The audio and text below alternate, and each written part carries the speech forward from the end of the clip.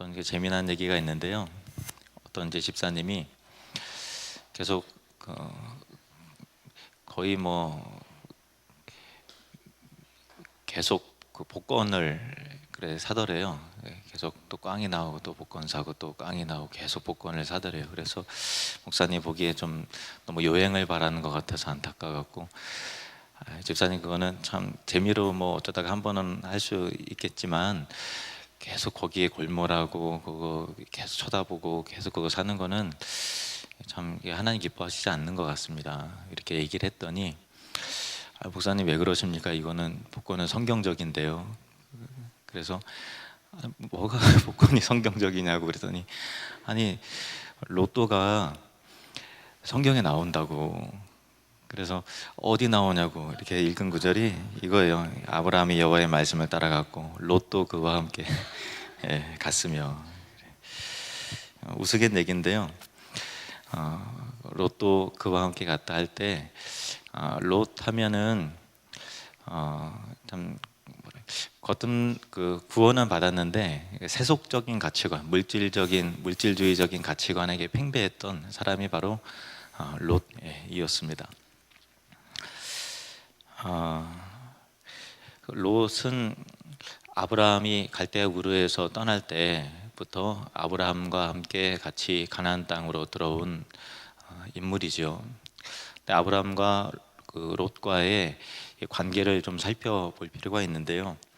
창세기 11장 27절에서 28절 말씀을 보시면, 창세기 11장 27절에서 28절 보시면, 데라의 족보는 이러하니라. 데라는 아브람과 나홀과 하란을 낳고 하란은 롯을 낳았으며 하란은 그 아비 데라보다 먼저 고향 갈대아인의 우르에서 죽었더라. 이렇게 돼 있어요. 그러니까 지난번에 그 데라, 아브람의 아버지 데라를 설교할 때 당시 언급을 했습니다마는, 갈대아 우르에서 왜 그 데라가 그 아브람과 또 그의 가족들을 데리고 왜 가나안 땅으로 가려고 했는가? 뭐 이주를 한다는 건 쉬운 것은 아닌데, 아마도 추측을 해보면 자신의 아들 그 하란이 거기서 죽은 것이 어떤 특별한 어떤 자연스러운 죽음이 아니라 이 땅을 벗어나고 싶게 만드는 그런 그 이유가 아니었을까, 그런 추측을 해봅니다. 그래서 하란은 롯의 아버지죠. 그러니까 롯은 아버지가 갑자기 죽고, 그리고 아브라함은 그때 그 자식이 없었어요. 그래서 아브라함이 갈대아 우르에서 또 그 하란을 거쳐서 가나안 땅으로 이르게 될 때에 롯을 조카지만 아브라함은 자식이 없었고, 그리고 롯은 아버지가 없었거든요. 그래서 조카지만 아버지와 아들과 같은 그런 특별한 그 관계였음을 짐작하는 것이 그렇게 어렵진 않습니다. 그 당시에 아들과 같은 그런 계면 아들이 없었기 때문에 아브라함의 마음 가운데 장차 기업을 이을 자로 그렇게 처음에는 그렇게 생각했을 가능성도 있죠. 그래서 아브라함이 여호와의 말씀을 따라갔고 롯도 그와 함께 갔다라고 했을 때, 말씀을 쫓아간 사람은 아브라함이지만 아브라함과 덩달아서 함께 그 믿음의 여정을 어쨌든 출발한 사람이 바로 롯이었던 것이죠. 그런데 창세기 13장에 보면은 가나안 땅에 무사히 다 도착을 하고, 그러나 그 땅에 기근이 들었을 때 아브라함이 애굽에 내려갔지요. 그때 롯도 같이 갔어요. 그리고 올라올 때도 같이 올라왔습니다. 롯이 다 함께 했던 여정이었어요. 근데 문제는 애굽에 갔다 오면서 하나님의 특별한 어떤 섭리와 은혜 속에서 그 소유가 굉장히 많아졌거든요. 그 바로 왕에게 받은 어떤 선물도 있고, 그래서 굉장히 넉넉해졌는데, 그로 인해서 목초지로 인해서 많은 양과 소떼가 있었기 때문에 가나안 땅에 그 소위의 넉넉함으로 인해서 오히려 갈등이 야기가 됐어요. 아브라함의 종들, 그 목자들과 롯의 목자들이 서로 먼저 그 좋은 목초지를 차지하고 먹이려고 하는 그런 것 가운데 다툼이 생기고, 그리고 가나안 족속도 그 당시에 같이 있었고 브리스 족속도 같이 있었기 때문에 서로 간에 심화되는 그 경쟁과 치열함으로 인해서 참 심리적으로 지치고 또 갈등이 생기는 그런 상황 속에서 아브라함이 이거는 먼저 양보를 해야 되는 그런 문제인 것 같다. 그렇게 해서 참 내 앞에 온 땅이 있지 아니야. 너가 좌하면 내가 우하고 너가 우하면 내가 좌하겠다. 너가 먼저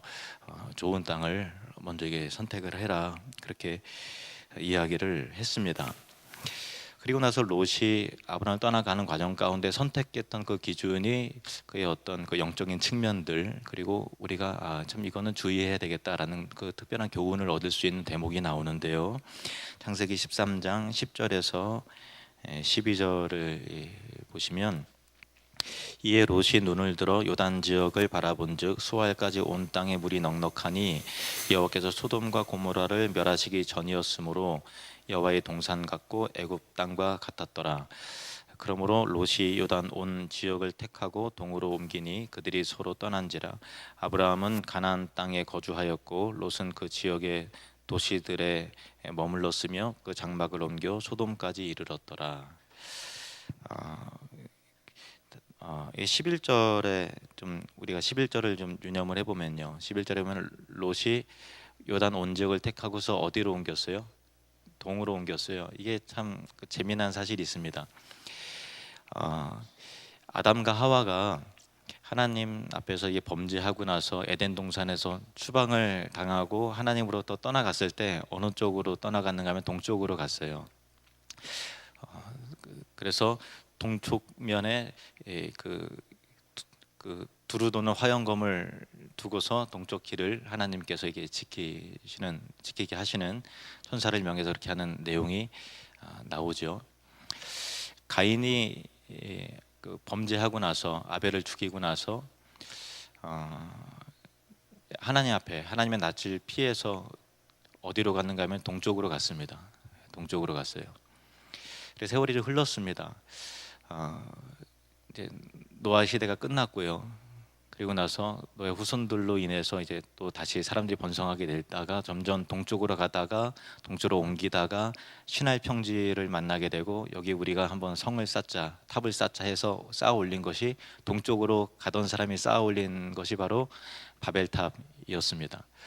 그러니까 이게 뭐 동서남북을 어떤 문자적인 개념의 의미로보다 적어도 이 부분까지는 동쪽으로 갔다. 아담과 하와가 하나님을 떠나서 동쪽으로 갔고, 또 가인은 또 거기에서 또 동쪽으로 갔고, 또 바벨탑을 쌓는 사람도 동쪽으로 가다가 시나이 평지에 이르러서 또 이렇게 됐고, 롯도 또 거기서 동쪽으로 가요. 점점 하나님으로부터 점점 이게 멀어지는 그 그림들이 그려지죠. 근데 롯이 요단강 온 들을 보고 살 때 그 롯의 관점에서는 여호와의 동산 같이 보였다라는 거예요. 실제로는 그 정말 허망한 거고 헛개비와 같은 것인데, 하나님과 점점 멀어지다 보니까 분별력이 없어져서 영적인 측면에서 전혀 고려가 안 되고 어떤 물질적인 풍요와 이 세상의 성공과 행복의 가치로서 모든 판단의 근거를 그렇게 삼는 것을 볼 수가 있죠. 근데 참 우리가 여기서 깨닫게 되는 것은, 우리가 어떤 중요한 결정을 할 때 어떤 그 기준을 갖느냐라는 것이 참 중요합니다. 우리가 직장을 결정을 해요. 그리고 직업을 선택을 하고 또 삶의 터전을 갑자기 또 옮길 수가 있죠. 그럴 때 여러분은 이렇게 하면은 돈을 더 많이 벌겠다, 이것만 생각을 하시면 롯과 같은 그런 사람이죠. 이렇게 하면은 아마 더 풍요로운 삶을 더 살 가능성이 있겠다라는 거가 먼저 고려가 되면 그 사람은 롯과 같은 인물이에요. 물론 하나님 백성이죠. 지금 구원 받았냐 받지 못했냐 그 관점은 얘기하는 게 아니라, 성경에서 하나님의 사람들 가운데 여전히 세속적인 사람들이 있는데 그 사람이 바로 롯이었는데 그 사람의 결정의 유일한 판단 근거는 물질, 풍요, 그것이었죠. 그래서 여러분이 직업을 선택을 할 때, 그리고 또 이사를 갈 때, 또 삶의 터전을 옮길 때 여러분 안에 제일 먼저 고려해야 될 그런 기준 중에 하나는, 양보하지 말아야 될 기준의 하나는 영적으로 유익할까? 내가 예배 생활에 지장이 없는가? 라고 하는 부분을 제발 먼저 생각을 하시면 좋을 것 같아요. 그래서 저는 참 여러분들이 개업을 하고 또 뭐를 오픈을 하고 하시면 정말 진심으로 축복하는 마음이 들고, 정말 잘 되셨고, 뭐 우리 피차 다 돈을 좋아하시니까 저도 돈 많이, 우리 성도님이 돈 많이 버셨으면 좋겠고 라고 하는 그런 마음이 정말 들어요. 근데 동시에 겁도 나요.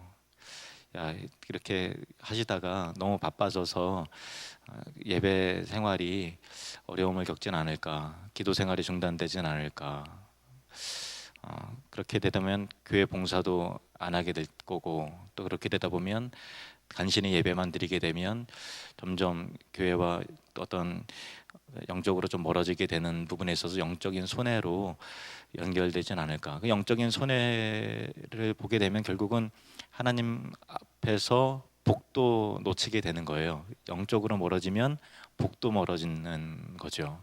한번 따라 보겠습니다. 영적으로 멀어지면 복도 멀어진다. 그래서 그 롯이 판단할 때, 야, 여기 가면은 진짜 떼부자 되겠다, 이런 생각을 하고 간 거예요. 뭐 인간적인 계산으로는 맞을 수 있겠죠. 뭐 목초지 때문에 지금 분쟁이 일어났는데 거기가 목초지가 더 좋으니까, 또 기름진 땅이요, 또 물도 많고 풀도 많고, 그러니까 탁월한 선택이라고 생각을 했을 거예요. 그런데 이 창세기 14장에 변수가 일어났어요. 변수가. 그러니까 우리가 생각하지 못하는 그런 일들이 항상 생각이 나요. 여기서 교훈을 우리가 얻어야 돼요. 어떤 일이 일어났는가 하면은, 동방의 왕들과 또 서방의, 그 중동의 서방에 있었던 왕들이, 연합군이 전쟁을 하다 해서 소돔에 있었던 사람들이 다 포로로 이렇게 끌려가게 되면서 롯도 가족들도 같이 가게 된 거예요. 그러니까 참 그 포로가 된 거죠.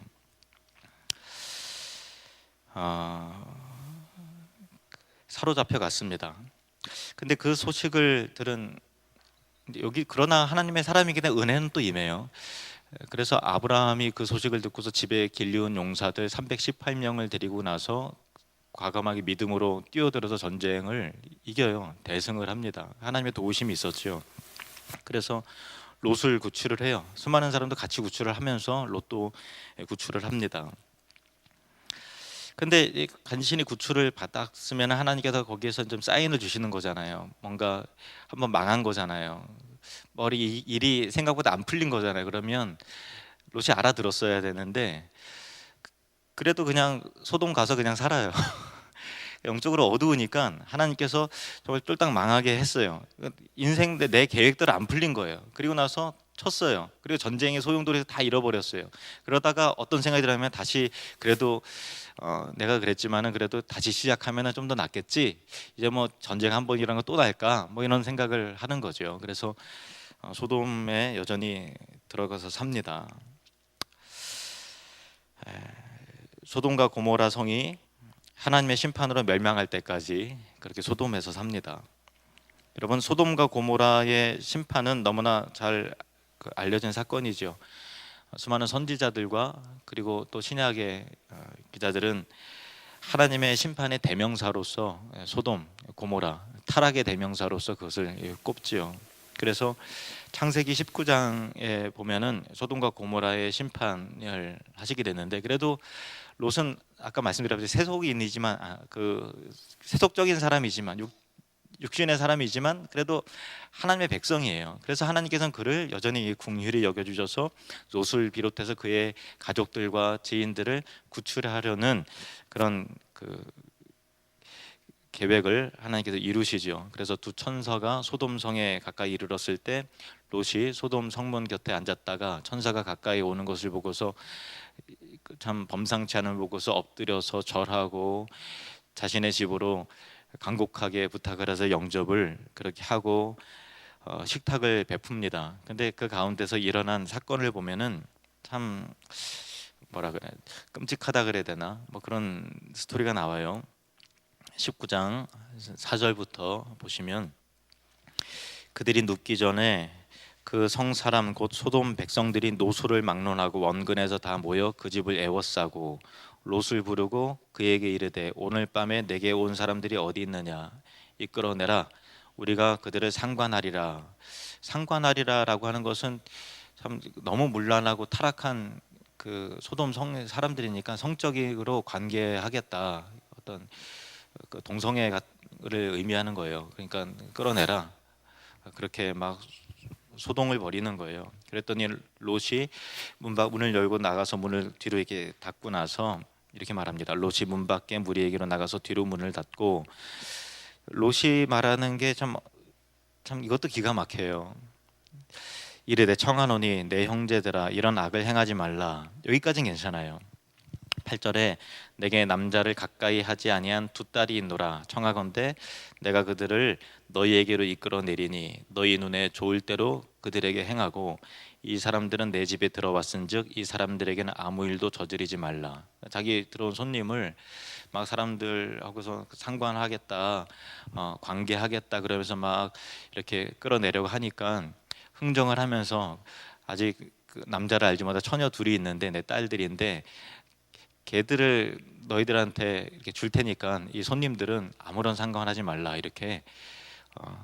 참 어떻게 생각하세요? 친절한 건가요? 어떻게 생각하세요? 그러니까 이 소돔성에 있다 보니까 가치관 자체가 붕괴가 된 거예요. 그들의 어떤 문화, 타락한 습관들, 자기 자식들을 자기 그냥 소유해요. 그 물건 취급하는데 인격적 존중이 없어요. 자기 온 손님에 대한 어떤 인간적인 도리는, 한편으로는 의로운 마음은 있는 거예요. 좀 착하고 선한 마음은 있지만, 그러나 거룩한 분별력, 성경적 가치관에 의해서 자기 딸들을 인격적 존중의 대상으로서 여기지 않고 내가 내 마음대로 할 수 있는, 흥정할 수 있는, 줄 수 있는 그런 사람으로 참 여기는 그런 좀 안타까운, 소돔에 있다 보니까 거룩한 가치관 자체가 없고 어떤 이 세상의 관점, 그 소돔 성 안에서는 그 세계관이 있는 것이고 그 가치관이 있는 그 가운데서 그냥 그렇게 결정해 버리는 그런 참 모습이 있죠. 그래서 하나님께서는 어쨌든 천사를 통해서 타락한 소돔에서부터 롯과 그의 가족들을 구출해 내시는데, 하나님께 이 성을 멸하시기로 하셨기 때문에 너와 내 관계된 사람들을 이제 이끌어 낼 것이다, 나와 함께 이제 가자라고 이렇게 해요. 근데 이 결혼할 사위들은 그 얘기를 농담으로 여기는 거죠. 그리고 나서 롯의 태도를 한번 보세요.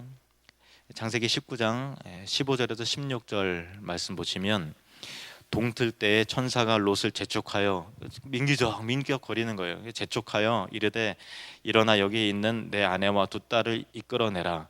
이 성의 죄악 중에 함께 멸망할까 하노라.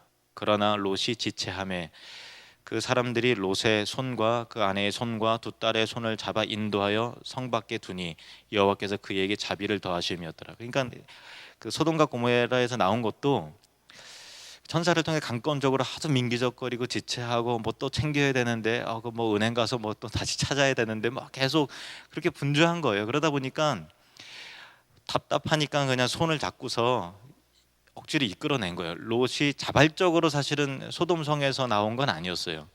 뭐 더 가지고 가야 되는데 뭐 그렇게 그런 어물쩡거리고 있는 상황이죠. 참 영적으로 롯은 굉장히 답답한 사람이었습니다. 그럼에도 불구하고 하나님께서는 그에게 자비를 더하셨더라. 참 이거 보면 참 예수 믿는다는 건 어쨌건 진짜 축복인 거예요. 그렇죠? 어쨌건 참 축복이에요. 참 이런 미련한 사람도 하나님께서는 긍휼을 베푸시고 자비를 베푸시는구나 보면 하나님 정말 은혜로우신 하나님이십니다. 그리고 나서 17절에 보시면은 그 사람들이 천사들이죠. 그들을 밖으로 이끌어낸 후에 이르되 도망하여 생명을 보존하라. 돌아보거나 들에 머물지 말고 산으로 도망하여 멸망함이 머나라. 생명을 보존하고 절대로 돌아보지 말아라. 또 들에 머물지도 말고 어디로 산으로 도망가야 된다. 그런 거예요. 근데 물리적으로 갈 수 없는 곳을 지명한 게 아니라 지체하지 않고 뒤돌아보지 않고 머물지 않고 빨리 가면은 갈 수 있는 거리에 산이 있는 거를 틀림없이 얘기한 거죠. 근데 롯은 뭐라고 말하는가 하면은 아이 산은 좀 머니까 자기 얘기를 또 하는 거예요. 또 주저리 이제 투덜투덜하면 산 저렇게 먼데 그거 어떻게 우리 보고 가라고 그냥 가까운 저기 성읍이 있으니까 거기 좀 가게 해달라고 그렇게 막 또 이렇게 투덜투덜 거리면서 또 이야기를 하는 거예요. 그러니까 하나님께서 또 한 번 더 자비를 베풀어 주셔서 그 성도 같이 그 성읍 가운데 반경 가운데 있기 때문에 같이 멸망해야 되지만은 그래 롯이 피한 그 성읍만큼은 내가 또 그 면해 주겠다 하면서 그 성읍에 피할 수 있도록 하게 한 번 더 자비를 베풀어 주시죠. 그 와중에서도 롯의 아내는 소돔에 두고 온 세상적인 것들이 생각이 나서 아이고 그거 내가 또 안 갖고 왔네 하다가 또 뒤를 돌아보다가 아시다시피 소금 기둥이 되었습니다. 그리고 아, 목숨은 건졌는데 다그 딸들 롯의 두 딸들의 생각하기에는 자기 신랑 될 사람들은 소돔과 함이 멸망했고 그리고 자기의 관점에서 봤을 때 이 세상이 다 멸망당한 거예요. 그러니까 얼마나 좁아요. 시야가 좁아요. 산으로 가서 또 하나님께서 명하신 대로 가면 멸망당하지 않은 사람이 그렇게 많음에도 불구하고 이 세상이 다 멸망당했으니까 이제 후사를 어떻게 이을까? 우리 아버지에게 술을 먹인 다음에 아버지와 더불어 동침하자. 그래서 참 엽기적인 어떤 근친 상간을 통해서 그렇게 자식을 낳잖아요. 언니도 그렇고 동생도 그렇고 왜 그런 생각을 하게 됐을까요? 이런 충격적인 일을 왜 했을까요? 소돔에 들어갔을 때 그 사람들의 가치관, 세계관인 거예요. 그냥 아무하거나 그런 거 따지지 않고 남자와 남자끼리, 여자가 여자끼리 또 기타 등등. 그러니까 보고 듣고 경험한 것에 의해서 그렇게 참 판단해 버리죠. 얼마나 안타까워요. 그러니까 롯은 물질의 관점에서 이렇게 하면은 좀 더 풍요로울 것 같고 내가 물질적으로 성공할 것 같고라고 하는 기준으로 소돔 땅을 택했는데 아다시피 물질도 다 얻지 못했고요. 또 이 세상의 가치관에 자식들이 다 물들여 버려서 참 손주를 낳는데 아들이라고 그래야 되는지 손주라 그래야 되는지도 정체가 불분명한 애들을 낳았어요. 그래서 하나는 이제 모압 족속의 어, 모압 족속이 그의 후예들이 됐고 하나는 암몬 족속의 조상이 됐습니다. 우리가 가만히 보면은 아브라함을 다 닮기 원하죠. 근데 어떤 성도들은 실제로는 아브라함을 닮기 원할지 모르겠어요. 실제 그의 삶은 그의 가치관과 판단 기준은 롯과 같은 경우가 참 많이 있는 것 같습니다. 롯은 어떤 사람입니까? 간신히 구원은 받았으나 세상적인 사람입니다. 그러나 구원은 받았어요. 하나님의 자녀예요. 하나님의 백성이에요. 그래서 은혜의 관점 또 복음의 관점에서 보면은 하나님께 계속 그를 건져내시고 간신히 살리시고 강권해서 이끌어내시고 하는 것을 볼 수 있어요. 그런 측면에서 보면 예수 그리스도의 의의 옷을 힘입어서 주님의 보혈의 공로에 의해서 보면 그는 의인이라고 할 수 있겠죠. 베드로 사도가 롯을 의인이라고 이렇게 말을 하는 이유가 바로 그거예요. 베드로후서 2장 7절 8절 말씀 보시면 무법한 자들의 음란한 행실로 말미암아 고통당하는 의로운 롯을 건지셨으니 이는 이 의인이 그들 중에 거하여 날마다 저 불법한 행실을 보고 들으므로 그 의로운 심령이 상함이라. 그러니까 좀 상대적인 관점에서는 소돔 사람들에 비해서는 의롭죠. 그리고 또 복음의 관점에서는 또 예수 그리스도의 또 공로에 의해서 의인이라고 할 수 있을 것입니다. 그러나 거룩의 관점에서 의의 관점에서 본다면 그는 정말 부끄러운 구원을 받은 정말 세속적인 교인 신자라고 할 수 있을 것입니다. 그는 영적인 것보다 물질적인 것을 더 사랑하고 좋아하고 거룩한 것보다 속된 것을 더 기뻐하고 하나님의 뜻에 온전히 순종하기보다는 자기의 뜻대로 하려고 하고 지체 없이 달려가라, 뒤를 돌아보지 말아라 하는데 계속 타협하려고 하고 자꾸 머무르려고 하고 잔머리 자꾸 쓰려고 그러고 그렇게 하죠. 경고를 계속 줘도 깨닫지 못하고. 그래서 참 하나님 보시기에는 정말로 속 터지는 그런 사람입니다. 여러분 축복합니다. 저와 여러분이 하나님 보시기에 속 터지게 하는 사람이 아니라 추수날의 얼음 냉수와 같이 주인의 마음을 시원하게 하는 그런 사람이 되시기를 축복합니다. 로마서 8장 5절에서 8절 그리고 12절 말씀을 우리가 교훈으로 얻습니다. 같이 읽겠습니다. 시작. 육신을 따르는 자는 육신의 일을, 영을 따르는 자는 영의 일을 생각하나니 육신의 생각은 사망이요 영의 생각은 생명과 평안이니라. 육신의 생각은 하나님과 원수가 되나니 이는 하나님의 법에 굴복하지 아니할 뿐 아니라 할 수도 없습니다. 육신에 있는 자들은 하나님을 기쁘시게 할 수 없느니라. 그러므로 형제들아 우리가 빚진 자로 돼 육신에게 져서 육신대로 살 것이 아니니라. 아멘. 로마서 8장에 있는 이 내용은 거듭났지만 여전히 그의 가치관과 삶의 방식이 육신을 따르는 자를 통해서 그렇게 하면 안 된다. 육신대로 육신에게 져서 육신대로 살지 말라. 이렇게 말씀하고 계십니다. 오늘 주신 말씀을 우리가 생각하면서 함께 통성으로 기도하길 원합니다.